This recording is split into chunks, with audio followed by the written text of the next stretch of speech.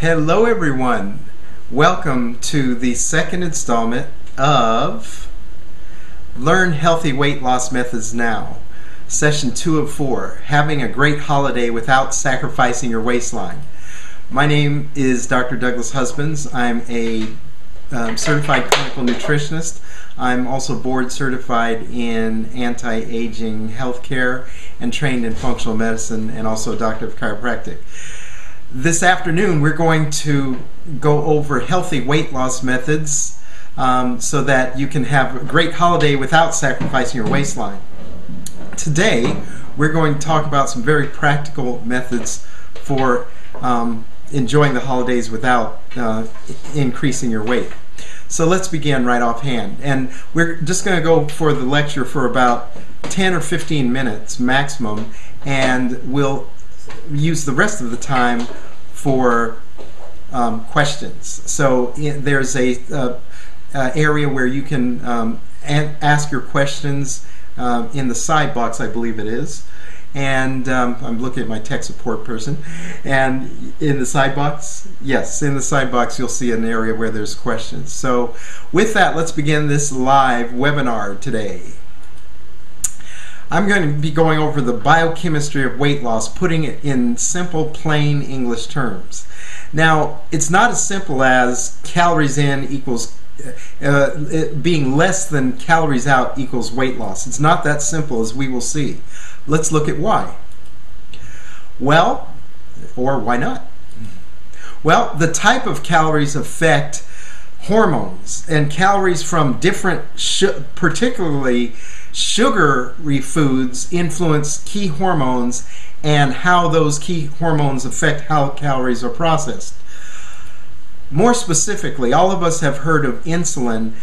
Insulin produced from the pancreas, basically what it does is it takes circulating blood sugar inside the cells. It's like a shuttle, so to speak, that takes it inside the cells so the cells can use the blood sugar for energy. Glucagon does the opposite. What it does is it pulls sugar out of the cells to be used when blood sugar is too low, and so that can be circulating for utilization for energy also. So the bottom line is that blood sugar regulation is extremely important, and that balance between insulin bring sugar in, that is glucose, blood sugar, inside the cells, and glucagon pulling it from out of the cells to be circulated in the circulation is extremely important. And you can influence that by type, timing, and frequency of foods, which we're going to talk about on this session today also. There's another hormone very much involved in glucoregulation or blood sugar regulation called cortisol. Cortisol is a hormone. Let me go back. Glucagon is also secreted by the pancreas. So cortisol is another key hormone in blood sugar regulation, that basically it's the hormone of stress. And what it does is it basically increases blood sugar. It does that by a process known as gluconeogenesis, that is making new glucose, new blood sugar from sources, and it's released in amounts with more stress. So you can think of cortisol as the stress hormone. The estrogens. Before I go on to the estrogens, let me go back to cortisol. Cortisol, what it also does is it tends to, if it's released in for too long or in too high an amount, what it does is it tends to increase fat deposition, particularly fat deposit around the waist. Estrogens are very much involved in many processes, not just in women but also in men. And one of the key things that estrogens do, and I say the estrogens because as you noticed here, there are three major estrogens: estradiol, estrone, and estriol. Estradiol is the most active of those estrogens, particularly in women who are not pregnant.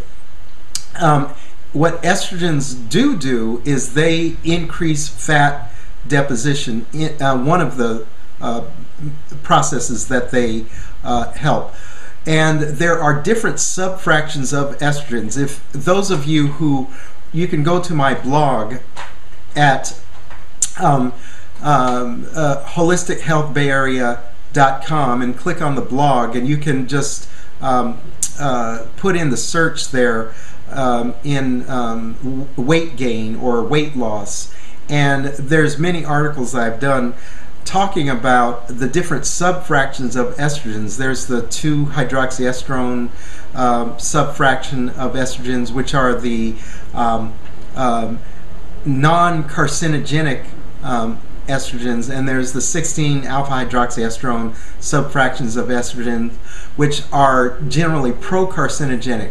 And for the purpose of this discussion, the reason that it's so important to understand that estrogens in general are fat depositing is because fat cells, independent of the ovaries, which estrogens in women are secreted in, and they're secreted primarily some of the adrenal glands also, but in fat cells also, they produce estrogens in and of themselves. And so you want to have estrogens both in men and women detoxified through healthy methods. And you can go in my blog there, and I've talked more in detail about this. But that's extremely important in the in manipulating these hormones and how they influence weight loss or weight gain. Leptin. Now, here's over these next three hormones I'm going to introduce you to are not well known. In fact, leptin was only discovered first in 1994. What it does is basically it controls appetite. I put a reference here as to the discovery of that. You can look that up at your leisure. But leptin is produced primarily in fat cells. Now, the more fat cells someone has on them, the more leptin they produce. Now, you may be thinking, okay, well, if someone is heavier and they have more fat cells and leptin controls appetite, I don't get it. Why does the heavier or the obese person have more leptin, which would control appetite? Well, that's the body's response of trying to tell the person to slow it down a little bit. The more fat someone puts on, the more leptin they're being produced. But just like you've probably heard the term insulin resistance, there's what's called leptin resistance. Even many people, especially many obese people, though they may be producing more leptin, the cells, the receptors on all the cells of the body are not as sensitive. That is, they are resistant to leptin, and therefore the appetite control and its relation to the brain is altered. So leptin is a very important hormone that I would like you to understand, that calories in equals calories out equals stable weight is not it's not that simple. Another hormone just discovered in 1999 is called Ghrelin. That actually increases appetite. And again, I provide the reference here for you to look at your leisure if you'd like to do more individual investigation. Now, Ghrelin is produced from the stomach lining. And Ghrelin, since it has been discovered, has been shown that if you actually inject mice, they haven't done this with human beings because I don't know anybody who would volunteer for this, but if you inject mice with Ghrelin, they get a ferocious appetite. Well, again, why is it not so simple? Calories in equals calories out equals stable weight. Well, again, because of these hormones, Ghrelin, someone can have an imbalance in the leptin-Ghrelin receptors. They can have imbalances in Ghrelin output in their body, therefore having increased appetite. From the outline in the first session, you will recall I mentioned why it may be difficult for some people to actually control their appetite. And a lot of the research shows that that is because they may be producing more ghrelin than the average person. Obesestatin. With the name Obesestatin, stopping obesity, you can understand why they named it that, because what it does, it basically decreases appetite. Now that was just discovered in 2005, so a lot of these things are new discoveries.